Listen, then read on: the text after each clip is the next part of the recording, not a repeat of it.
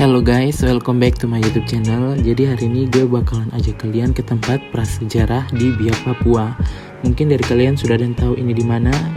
Ya, yang penasaran just nonton.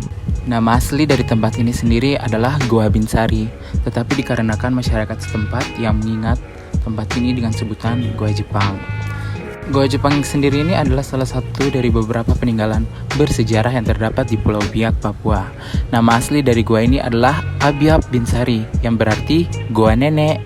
Jika ditinjau dari namanya, menurut kepercayaan masyarakat sekitar, sebelum tentara Jepang datang, ada seorang nenek yang tinggal di sekitar gua ini. Namun setelah tentara Jepang datang, nenek itu hilang tanpa jejak. Abiab Binsari menjadi saksi bisu Perang Dunia Kedua yang terjadi saat itu, yaitu pada tanggal 27 Mei 1944 hingga 20 Juni 1944. Dari sejarah yang ada menceritakan bahwa banyak pasukan Jepang mati terbunuh akibat serangan sekutu di dalam gua ini. Sekutu melancarkan serangannya dengan cara menjatuhkan bom tepat di atas lokasi ini. Gua Binsari menjadi museum alam yang menyimpan berbagai peninggalan sejarah tak ternilai harganya. Terdapat tulang belulang dari tentara Jepang yang tersimpan rapi dalam suatu ruangan. Selain itu, terdapat pula artefak senjata, alat makan, seragam, mortir tank, hingga alat-alat pribadi milik tentara Jepang seperti botol obat, kacamata, dan lainnya. Saat ini Goa Binsari dijadikan sebagai tempat wisata dan edukasi bagi para wisatawan yang berkunjung. Oke teman-teman, tadi adalah ringkasan singkat mengenai Goa Binsari. Jadi sekarang kita mau jalan lagi menuju goanya. Jadi tetap nonton.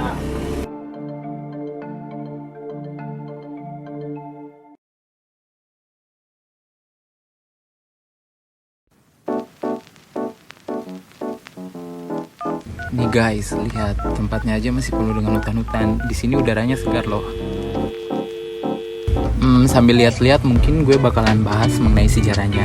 Jadi Biak merupakan bagian dari wilayah Papua yang pada masa penjajahan mendominasi jalan masuk ke Teluk Gelfing di dekat ujung barat Pulau Papua, sehingga dipertahankan oleh 11.000 pasukan Jepang di bawah komando Kolonel Kozume no Yuki. Karena lokasinya yang strategis, serdadu Jepang menggunakan Biak menjadi tempat pertahanan atas Perang Dunia Kedua dari pasukan sekutu.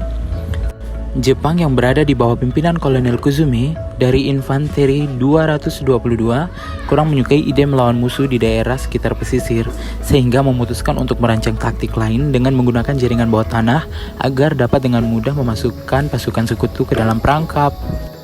Dari dalam gua ini, pasukan Jepang melancarkan serangannya dengan menembak jatuh pesawat sekutu yang lewat tepat di atas gua ini. Tetapi hal ini menjadi salah satu kelemahan pasukan Jepang, sehingga sekutu dapat mengetahui posisi mereka. Sekitar 3.000 pasukan tewas, terjebak dan terkubur di dalam gua saat bom dari sekutu dijatuhkan. Hingga saat ini, 850 hingga 1.000 dari jasad pasukan Jepang tersebut telah dipulangkan ke Jepang. Nah, ini nih teman-teman jalannya menuju ke gua. Jadi ada 2 jalur ya, kita hanya perlu mengikuti jalurnya saja. Berhubung karena belum selesai ngejelasin tentang sejarahnya, gue bakalan jelasin lagi. Oke ya guys, jadi tolong didengarkan sambil ditonton. Jadi, peristiwa dari penyerangan yang terjadi yaitu ketika Resimen Infanteri ke-162 dari Divisi ke-41 Angkatan Darat Amerika Serikat mendarat di Biak pada 27 Mei 1944 dan pada pukul 5:15 sore. Berhasil mendaratkan 12.000 orang pasukan dengan 12 tank Sherman, 29 artileri lapangan, 500 kendaraan, dan 2.400 ton suplai. Salah satu suplai tersebut adalah es krim yang langsung dibagikan pada hari pertama. Daratan pulau tersebut adalah karang yang keras, sehingga meski diledakkan dengan dinamit supaya bulldozer bisa bekerja di sana dengan lancar. Mereka bergerak masuk ke dalam pulau dengan penuh percaya diri dalam keyakinannya hanya akan menghadapi perlawanan ringan, hingga mereka mencapai lapangan terbang yang vital itu. Kemudian, dari dataran sekitar dan tepi-tepian puncak perbukitan di atas muncul badai peluru dari proyektil meriam yang membuat mereka berlindungan tanpa bisa kemana-mana.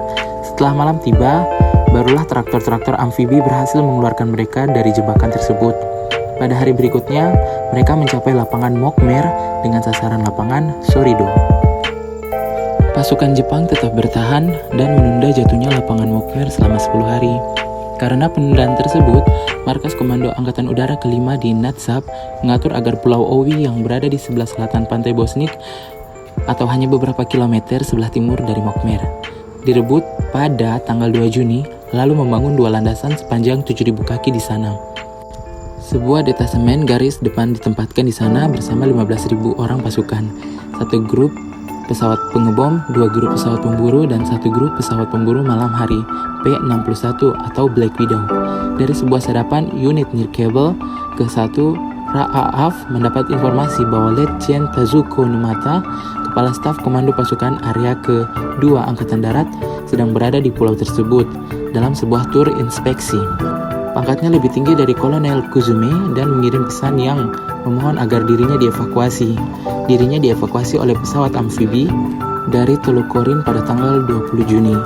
Pada tanggal 22 Juni, Kolonel Kuzume membakar panji-panji kesatuan lalu melakukan harakiri. Karena Laksamana Toyoda membutuhkan landasan-landasan di Biak untuk menyerang armada Pasifik Amerika Serikat, ia melancarkan operasi KON, upaya untuk penyelamatan Biak.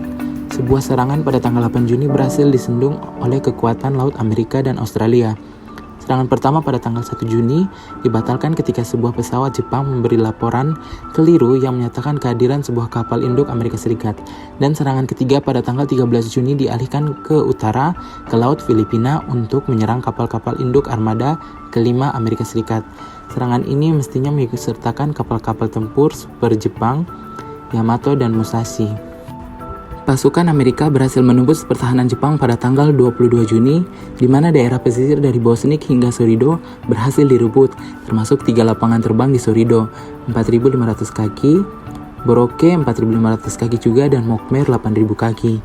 Masih tersisa sekitar 3.000 pasukan Jepang yang mencoba menggalang serangan balik penghabisan hingga 17 Agustus.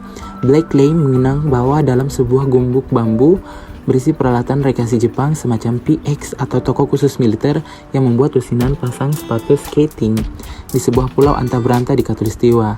Selama beberapa waktu, ia menyimpan sepasang sebagai souvenir dan berkata bahwa prajurit Jepang diberitahu kalau mereka berada di sebuah pulau lepas pantai San Francisco dan tak lama lagi akan menginvasi Amerika. Lalu ia berada selama unit Nirkabel ke-1 RAF, satu-satunya kesatuan Australia di pulau tersebut.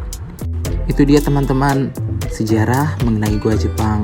Sekian dan terima kasih. Jangan lupa ya like, komen, dan subscribe.